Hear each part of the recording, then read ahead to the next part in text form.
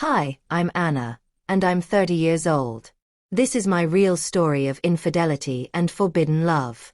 In this story, I faced betrayal, heartbreak, and a web of secrets that turned my life upside down.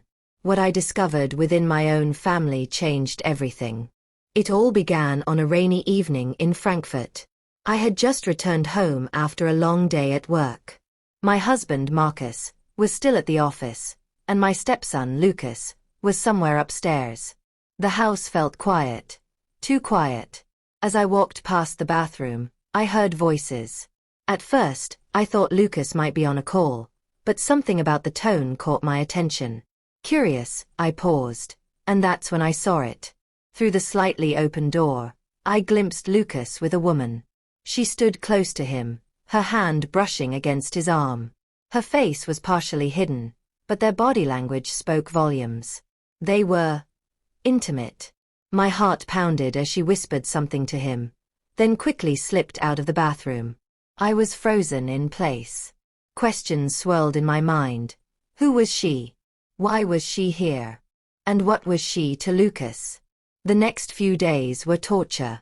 Lucas acted as though nothing had happened, but I noticed the subtle changes. The way he avoided eye contact, the distracted look on his face. I couldn't bring myself to confront him directly. What if I was wrong? Instead, I started observing him more closely. One evening, I noticed him smiling at his phone, a smile I hadn't seen before. It was the kind of smile that only comes from love, or infatuation. Lucas, I asked casually, are you seeing someone? His reaction was instant. He froze, his face turning red. No, he said quickly, almost too quickly. Why do you ask? I shrugged, pretending not to notice his nervousness. You just seem different lately. He mumbled an excuse and left the room, but my suspicions deepened. A few days later, I stumbled upon a note in Lucas's bag while tidying the living room. I wasn't intentionally snooping, but the folded piece of paper caught my eye. Meet me at the park. Same time. We need to talk. The handwriting was neat, feminine, and unfamiliar. My chest tightened. The situation was far more serious than I'd imagined. That evening, I decided to follow Lucas. I felt guilty for invading his privacy, but I needed answers. As the sun set, Lucas left the house, walking briskly toward the park. I trailed behind him, staying far enough back to avoid being seen. He stopped near a secluded bench, where a woman was waiting. It was her. The woman from the bathroom. She looked older than him, elegant but weary. They spoke in hushed tones, their faces full of emotion. I don't know how much longer I can do this, the woman said. It's too risky. I don't care, Lucas replied. I love you. I'll do whatever it takes. My heart sank. This wasn't just a fling. Lucas was deeply involved with this woman.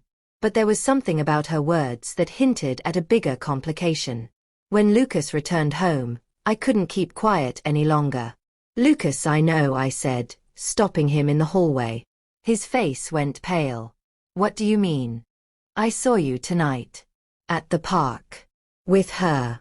He slumped against the wall, defeated. Anna, you don't understand. Then explain it to me, I demanded. Who is she? What's going on?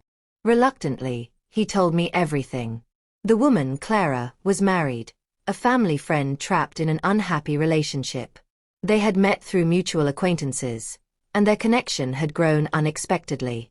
I know it's wrong, Lucas said, tears welling in his eyes. But she makes me feel alive. Like I matter.